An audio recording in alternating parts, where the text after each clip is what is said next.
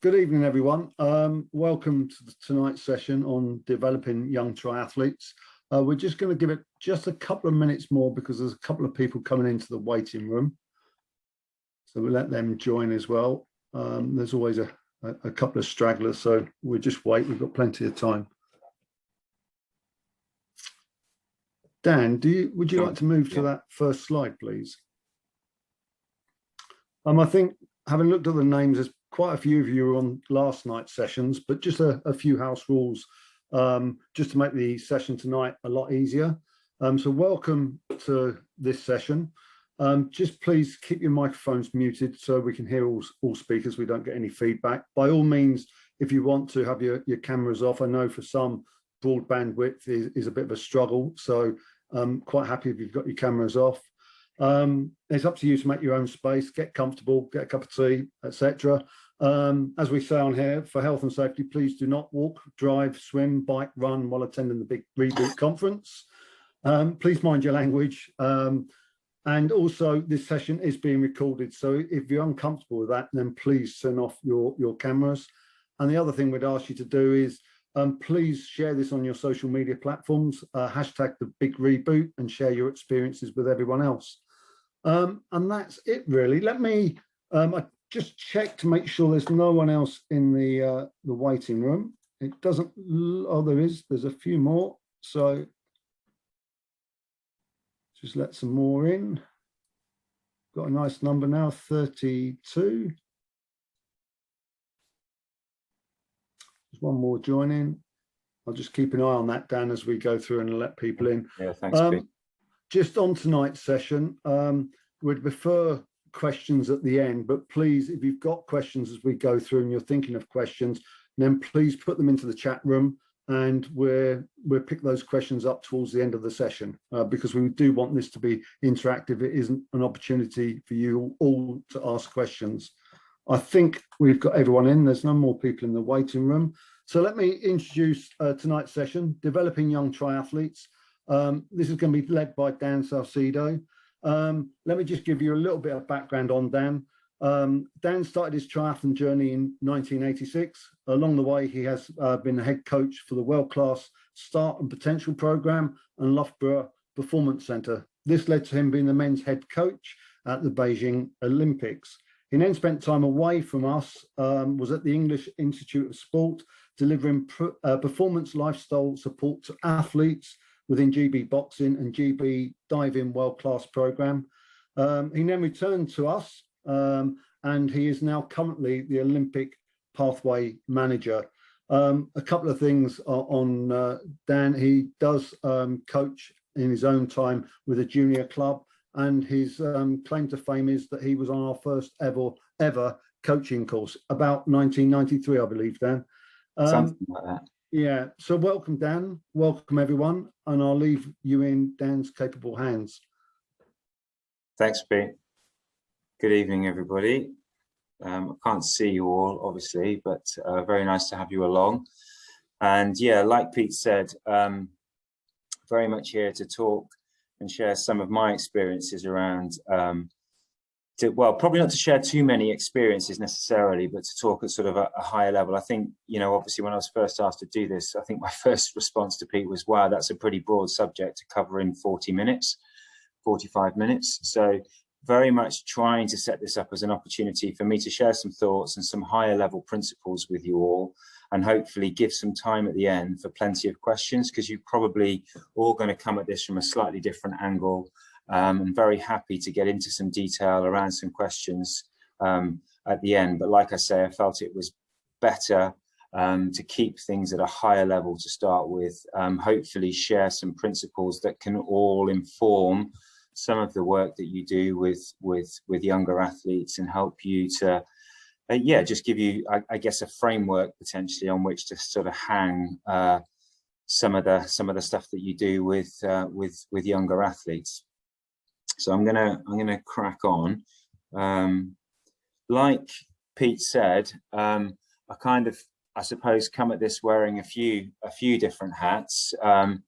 Obviously, Olympic Pathway Manager, so that means that I'm responsible for ensuring that we have sort of steady flow of athletes stepping through our performance programs with the potential to go on and win Olympic medals, achieve at world level in the future. So that's kind of my day job.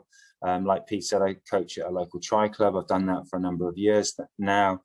Been involved in the sport as an athlete and previously as a performance coach for probably longer than I care to remember. And you know, I'm also a parent of an athlete who's on our pathway as well. So you know, hopefully a few sort of different experiences, particularly when we get to questions and stuff, to draw on there. But like I said, I wanted to keep you know, the first part of the presentation very much on some sort of key principles that hopefully can help you all in your coaching of younger athletes. So let's crack on. So I think probably to start with, I'm assuming that we're all in agreement here. I think whether you're coaching an athlete who wants to go on one day and win an Olympic gold medal, or you're coaching an athlete who has no pretensions at all in that direction, is very much more focused on just enjoying the sport and being healthy and active. I think what we're all about here, which whether we're heavily participation focused or heavily performance focused with younger athletes, is lifelong athletes. You know, that's something I think is hugely important. We certainly think is hugely important in the performance program. And, you know, I'd hope that there is sort of wide agreement that this is what we're all really, wherever we're working with athletes, aiming toward. I think probably it's worth pointing out, I think it is complicated at points, coaching younger people. There's no doubt about that. But equally, I don't think it's rocket science. I think people can get a bit caught up in you know, some of the detail, if you like, and worrying over this, that, or the other, and in the, you know, worrying about the minutiae of the detail, I suppose. And in reality, I think, again, hopefully, as this presentation will talk about a bit, if we chunk things up and sort of maintain some higher level principles about how we're going to operate with younger athletes, I think it becomes a lot simpler. And it really shouldn't be too complicated.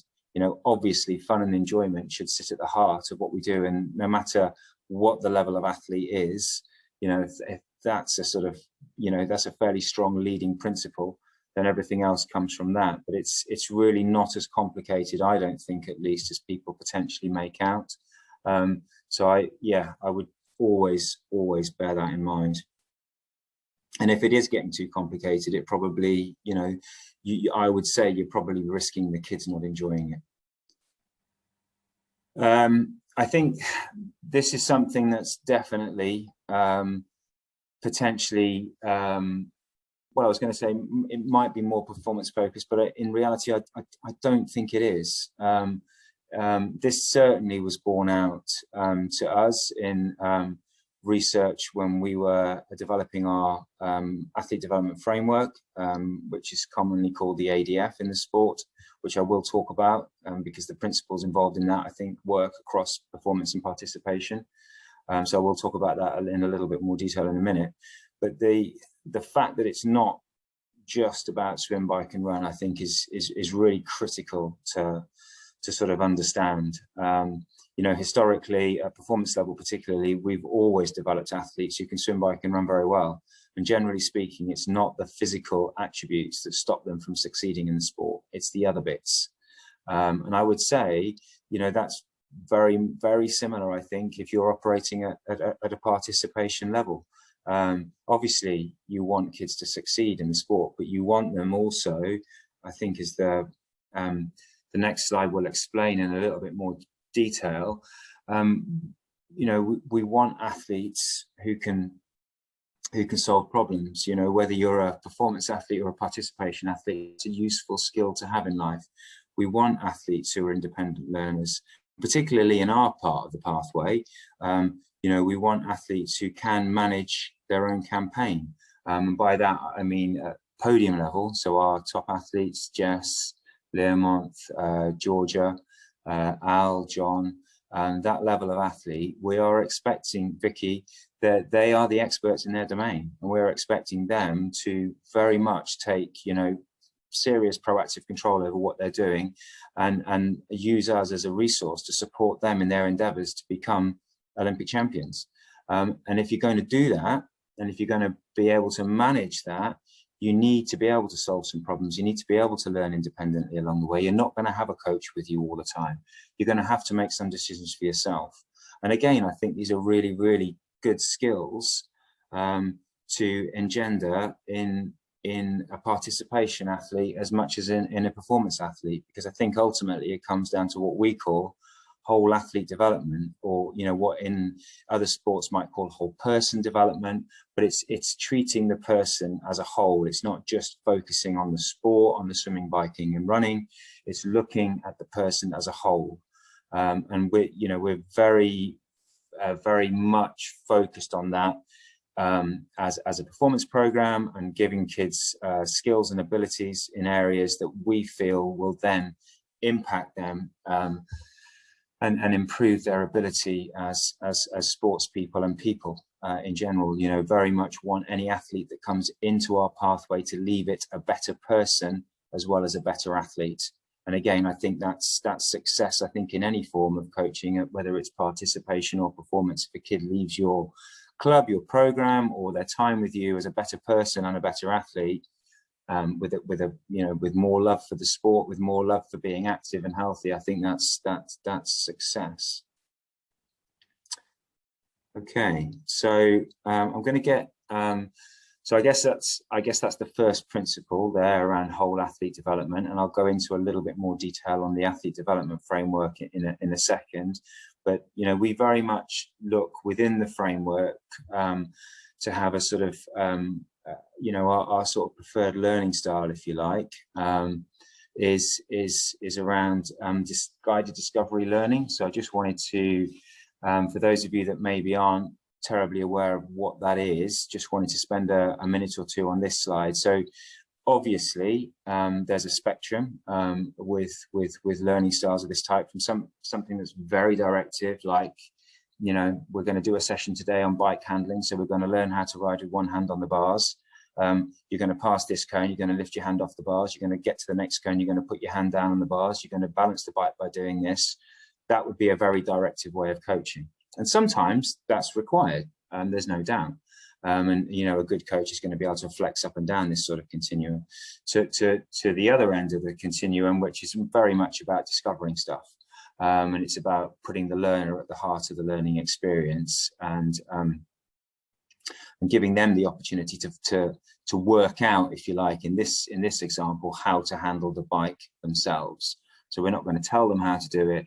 We're going to let them find that out for themselves. And I'll just move on to the next slide to give you a little bit more of an example of what I mean by sort of guiding that discovery. So a directive learning approach will probably take the learner to the outcome in a very, very quick way, which again, like I say, sometimes is very useful.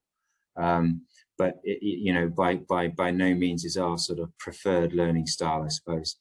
The problem with a complete discovery approach is that you might not get to the learning outcome.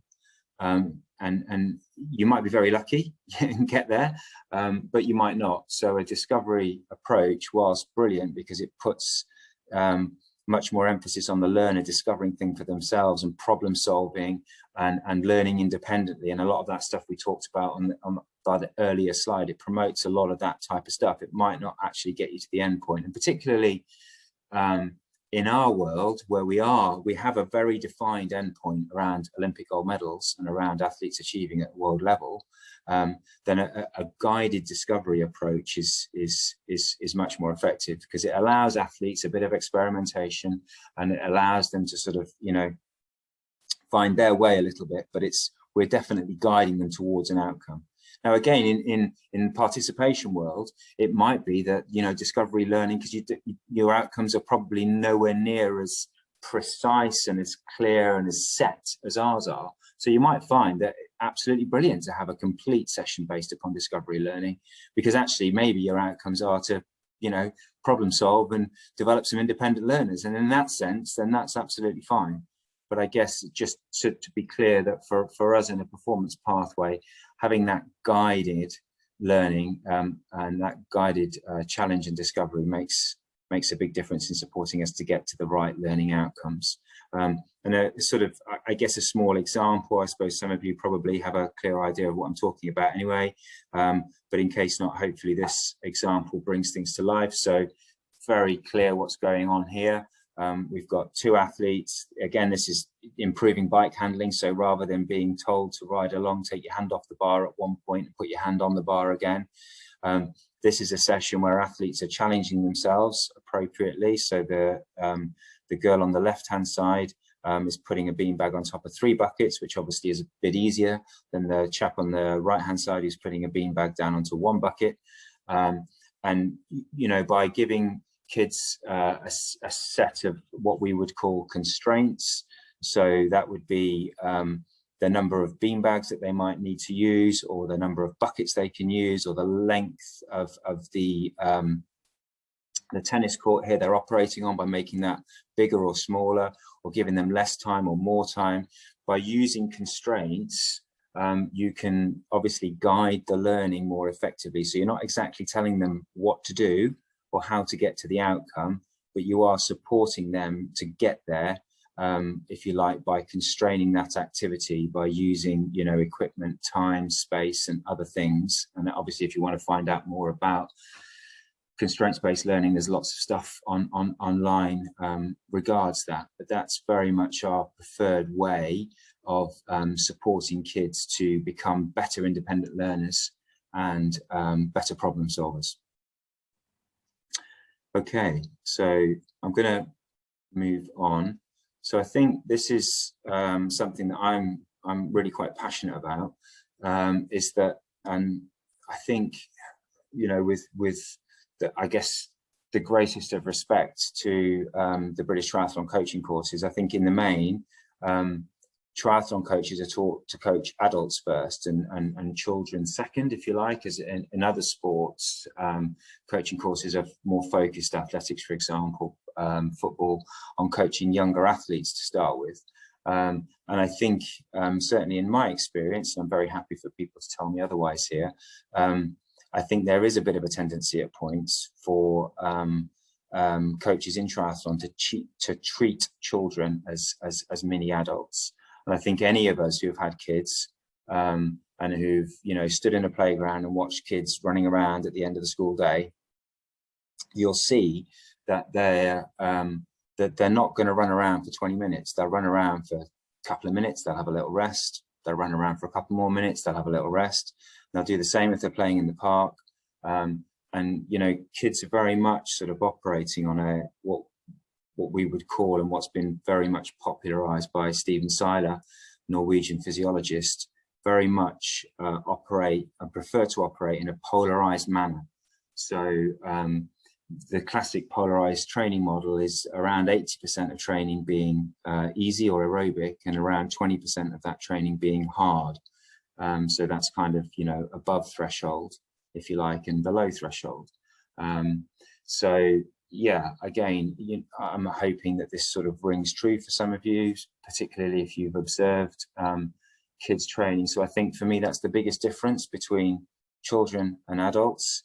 And very much, if we click onto the next slide, I think a lot of adults like to train as sort of a more threshold-based model, particularly those that are short of time, and you know, go hard or go home. They, you know, I'm very much like this with the time I have for training. I don't have a lot, and I'd like to sort of get on and do some stuff, and I enjoy pushing.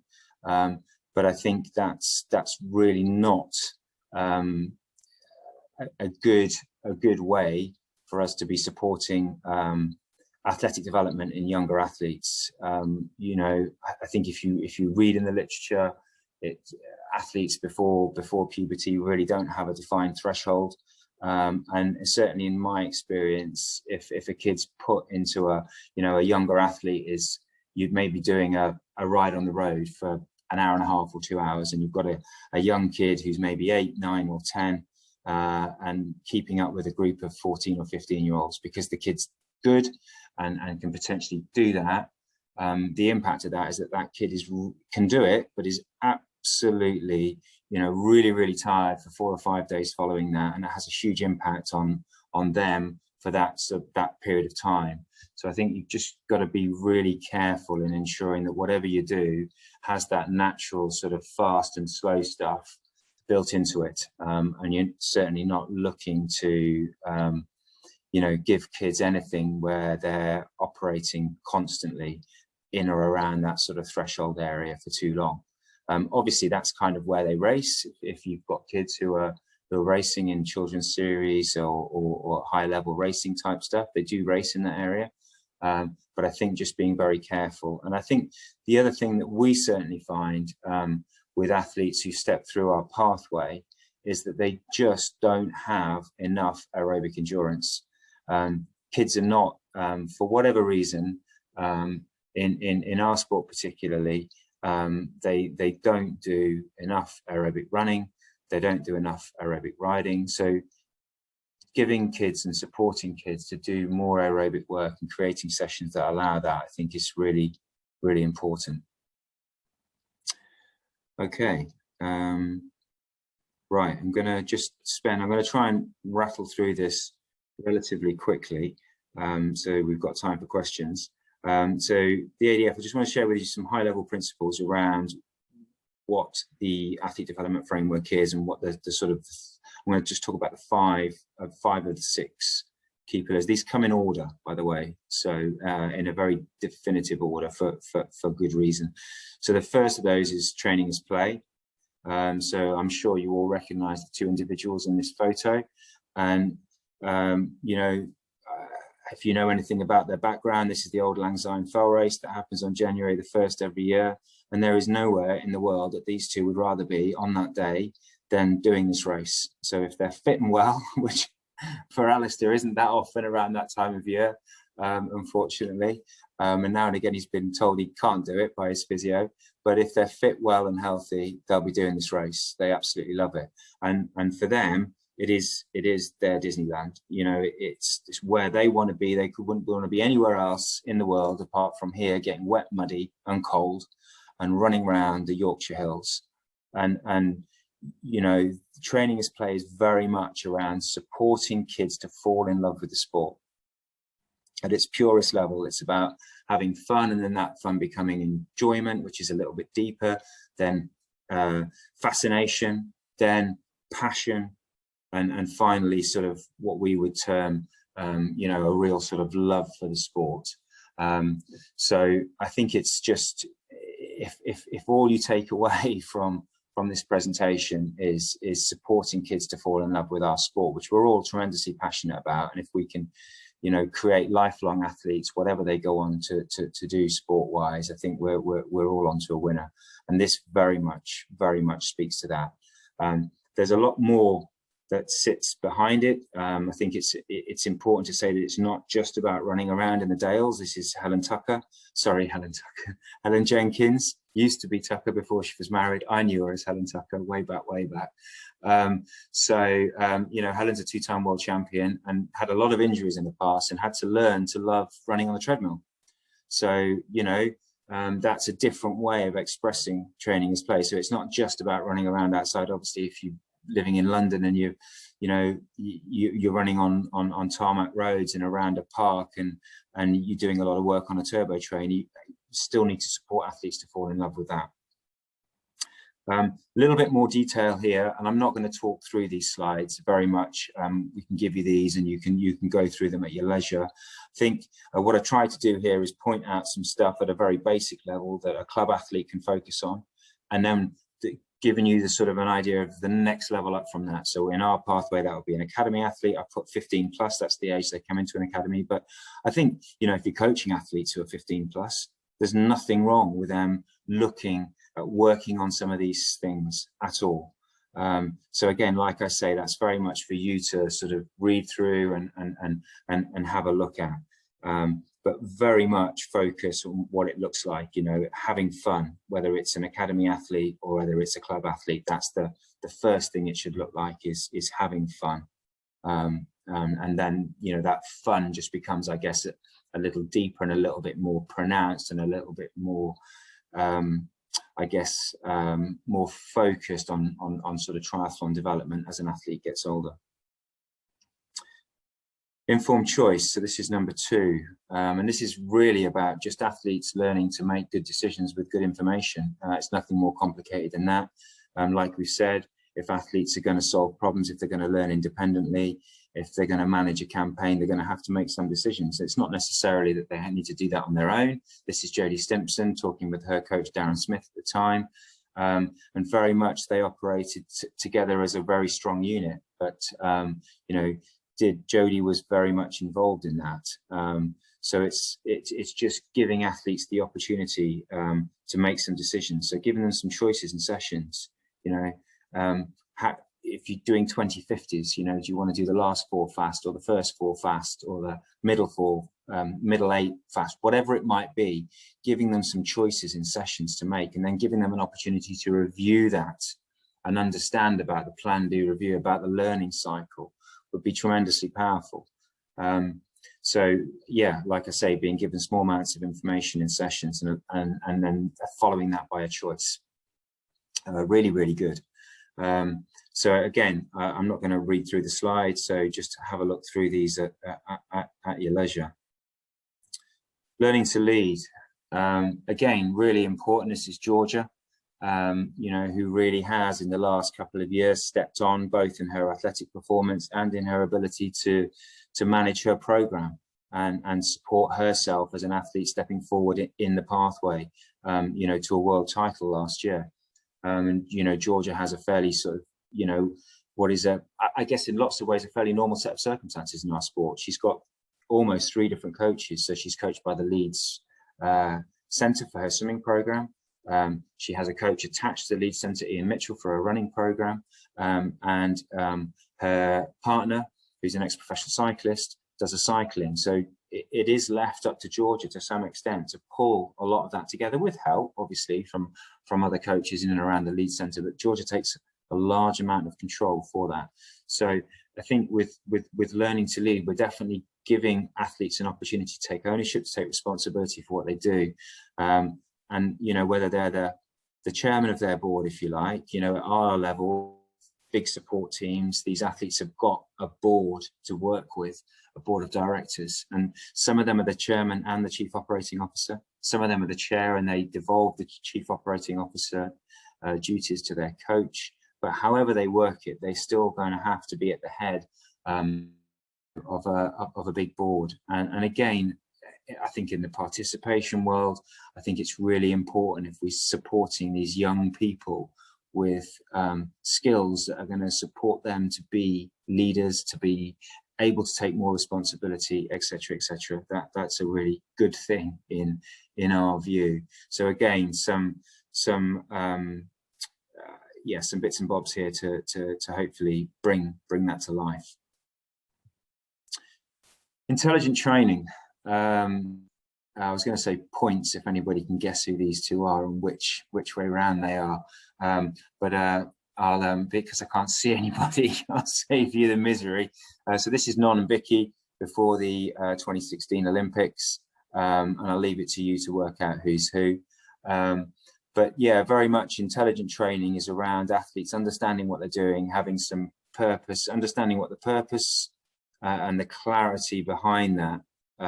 So the purpose of their training and the clarity behind that, and being able to sort of have an understanding, you know, whether, I guess, again, this is very much the same in the participation world as it is in the performance world. You know, if kids are going out and doing some easy bike riding or easy running and certainly developing that aerobic engine and learning to fall in love with the sport, they're probably going to be doing that on their own. So they're going to have to make some decisions. They're going to have to understand what aerobic training feels like as a bare minimum, and some other stuff as well.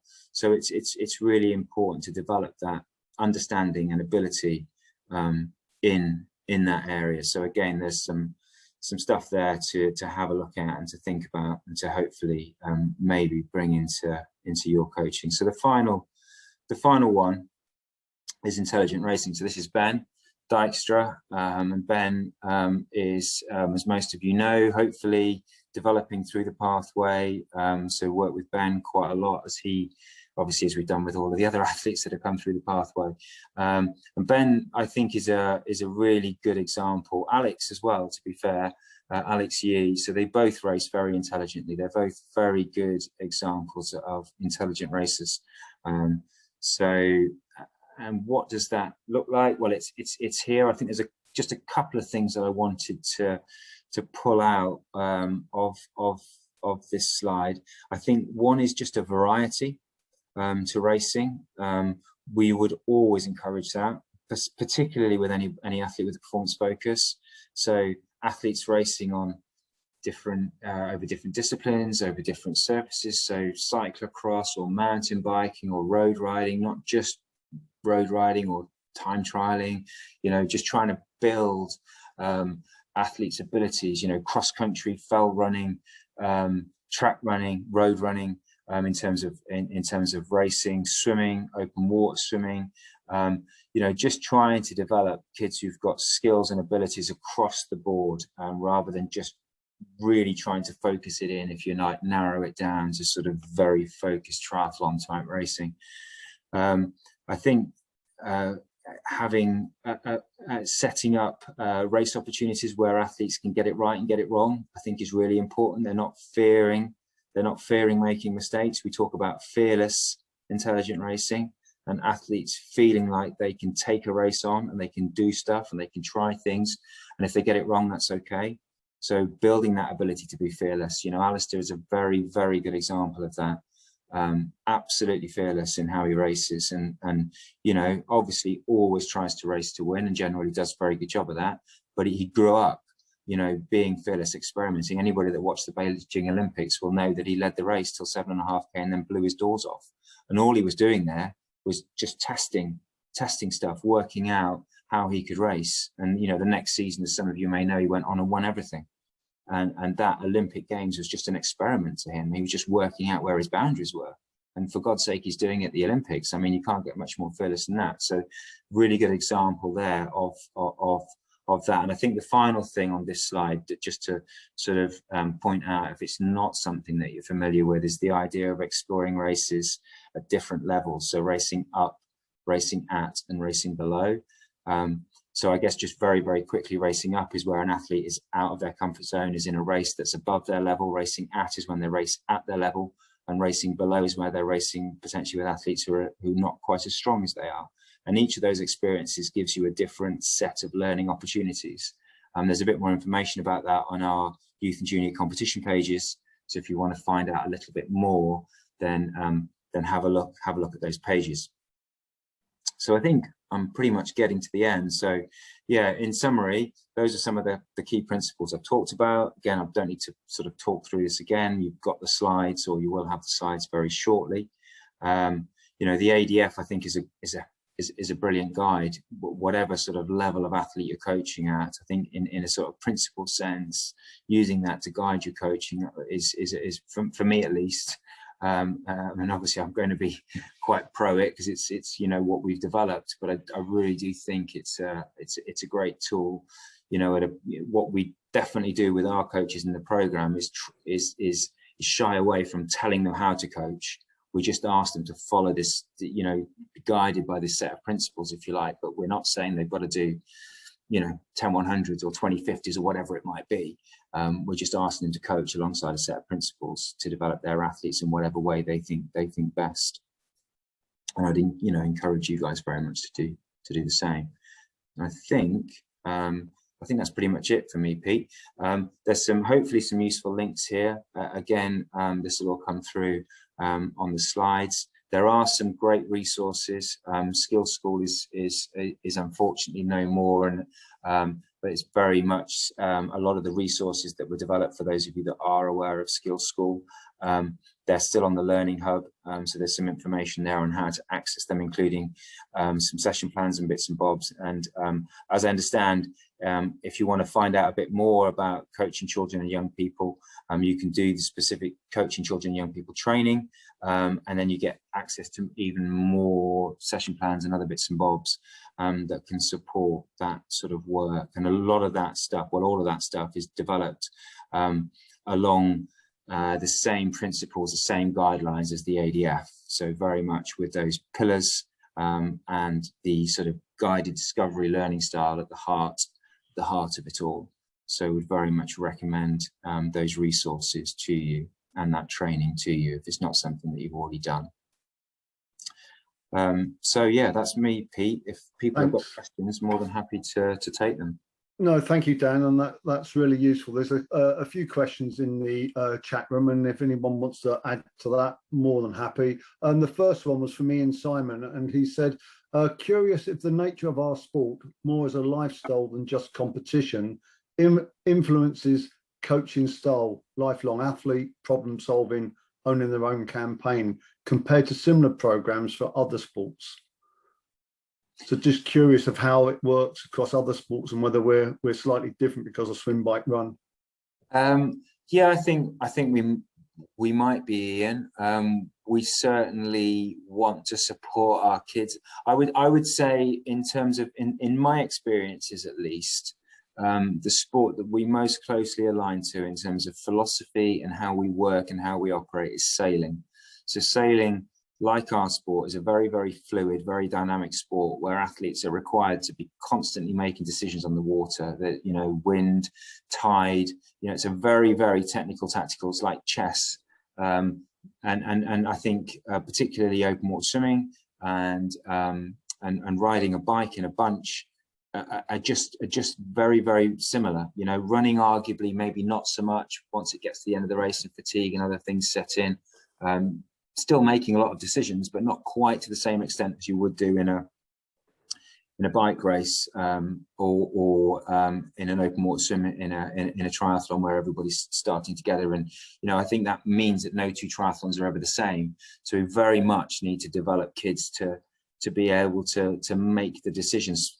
Again, this is very focused. I'm kind of giving you a very sort of performance heavy answer, but I think, you know, from knowing you, Ian, that's kind of where you come from as well. So yeah, I think we potentially are different to some other sports who aren't as concerned, if you like, with developing that side of the athlete. But again, I think if we're back to whole athlete development and medals and more and treating people as well as athletes, I think these are important things we should just be doing for our young people anyway. So I'm, you know, whether if we were a dynamic decision-based making sport or not, I'd like to think we were still doing some of these things anyway, because it's what we should be doing to create better people, arguably. So hopefully that's answered the question. Thanks, Dan. And then one from Christine White, really just saying polarized is also a good way to avoid injury. So more of a sort of a comment rather than a question, but any reflections on that, Dan? Yeah, no, absolutely. I think it is. You know, yes. Yes, can't say it much clearer than that. But yeah, I think I think more for me, it's kids understanding the importance of it as well. You know, we spend a lot of time when kids come into our pathway, particularly to the upper levels, onto the home nation programs, the English, Welsh or Scottish programs, developing that aerobic engine and, you know, really teaching kids, if you like, to go slow and them understanding what that's like. You know, again, I think it's quite difficult for young kids to get their heads around because they'll just set off. If you ever watch, you know, kids in a cross-country race is always the best way, I think, of seeing it. They'll just all set off as fast as they can, and the one that slows down the least wins. So, you know, kids don't have massive aerobic abilities when they're younger. And we've got to support them with developing that. You know, that's for sure. And along with that, you know, obviously, you know, periodizing that intensity and stuff is definitely going to help on the injury side as well, and hopefully build better robustness. You know, if you're going, you know, slowly for a bit longer, spending a bit more time on your feet, particularly running, that's a very good way to start building the conditioning in the lower limbs and ligaments, joints, etc., that are going to support you with a more robust ability to to withstand the impact of running. Thanks, Dan. Another question from Martin Williamson. Would you use the model of the 4 E's throughout the pathway? Yeah, no, we do, Martin. It's something we obviously a lot of the language in some of the slides that I've shared with you and some of the detail in those is very much on the expose and explore front.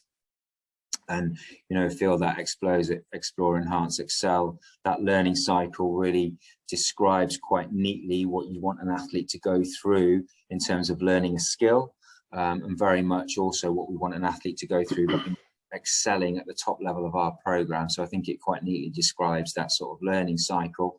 And, if you're guiding somebody towards an outcome, you're hoping that they're going to excel at, bike handling, to use that example again, before you maybe move them on to doing something else. And equally, that explains our journey. So yeah, again, that's pretty powerful. And it's difficult, I think, in a presentation of this length to get all of that into 20-30 minutes, so I was trying to water stuff down a bit, I suppose. But yes, thanks for bringing that up, because that's a really good point, and I should have very quickly referenced the 4 E's. So you're helping me do my job for me, I guess. Thank you. Yeah, thanks, Dan, and thanks, Martin. A very, very nice bike in the background as well, with British British flag. Yes, you're on my screen, Martin. Yeah, very nice. And the next question's from Christine White. Are there any ideas regarding adjusting race distances, or to those that may have missed racing at a certain age group distance due to lockdown, i.e. skipping age group? Yeah, I guess it's a really difficult one, because obviously kids have all been impacted. Somewhat ironically, one of the things we wanted to do most, had we had a normal 2020 last year, was to drive swimming standards. So in the pathway especially, we feel swimming standards are not quite where they used to be, and particularly more on the female side than the male side, but equally across both genders, but probably more pronounced for the girls. And had we had a normal season last year, we definitely would have promoted. We're going to have an aquathlon series this year. We've got a North aquathlon and a South aquathlon that will come into the Super Series this year. And that's not just one race. That's going to be the kids racing over 3 races with different. So there'll be a long swim, short run, medium swim, medium run, and short swim, long run. And those 3 different experiences will very much give them different opportunities. We're very much focusing on developing intelligent swimming through the aquathlon series. So those different experiences, different swim lengths, different first buoy lengths, will promote the learning, we hope, again, back to swimming being a very fluid, very dynamic environment. Difficult when you can't see an awful lot, and developing some of those skills. We feel there's huge competitive advantage doing that properly with our kids. It's something that is not a skill that very many triathletes have, not just British athletes, but across the world. So we feel the more we can support our kids to be more intelligent swimmers, the greater the competitive advantage we have. So again, coming back out of lockdown, and kids not having swum enough, then I guess there is a bit of a challenge there. One of the other things we want to do is increase youth swim distances. I'm very much looking to do that in races toward the back end of the season, sort of August, September. Hopefully, us getting a season, that is, crossing fingers and toes and everything else. But yeah, I guess it's something we thought about, Christine, but I think where I am a little bit is that, everybody's missed some stuff. People will have missed some different bits and bobs. So it's really hard as a pathway as a whole to start, changing stuff too much. I think very much where we've got to is that we're going to try and keep things relatively same, be cognizant that we give kids enough time to prepare into races. So we've talked a lot about the 6-week principle. So kids get 6 weeks back in swimming before we have any sort of Super Series race. Again, this is a sort of more performance level. I think probably, arguably if kids are just racing for fun, that's not quite as important. And if they really enjoy racing, and it's not, again, we're not stopping any of our kids in the performance program from doing a local race if they really engage and enjoy racing.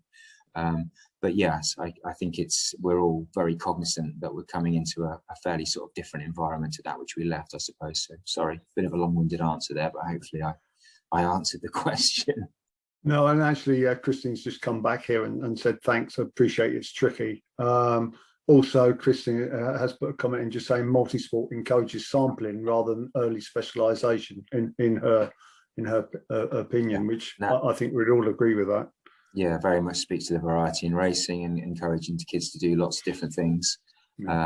You know, and I think we've all got to be very careful in our sport with coaching young athletes. And I'm kind of meant to bring this up a little bit and again rattling through stuff. Very much encouraging kids to be able to move in different directions, you know, and let's not just focus on just going in one direction with young athletes. You know, if you watch young kids again playing in the playground, they're running around in circles, they're playing tag. Lots of that stuff is really, really good to bring into warm-ups. They love it. You know, I played stuck in the mud with kids at the local tri club for 45 minutes. They love it. They want to do it week on week, and we build all sorts of constraints into the game around S&C exercises and running drills exercises and all sorts of stuff. But that's a really good example of a multi-directional, very, very polarized activity that that kids really engage in and find fun. So, you know, it'll challenge you all, if you like, to go away and develop your own sort of warm-up drills or warm-up bits, or even, you know, sessions around those sorts of principles, if you like: fun, polarized training, all that sort of stuff, multi-directional movement, etc. Thanks, Dan. We've got one more. This has to be the last question, as we're going to run quite over. It's from Abigail Boswell. How does polarized training for endurance sport work with the youth development model, where endurance is at the bottom of the table across most of the age groups, and FMS, skill-based movement, speed, strength, are given priority? Maybe I'm misinterpreting how it should be applied.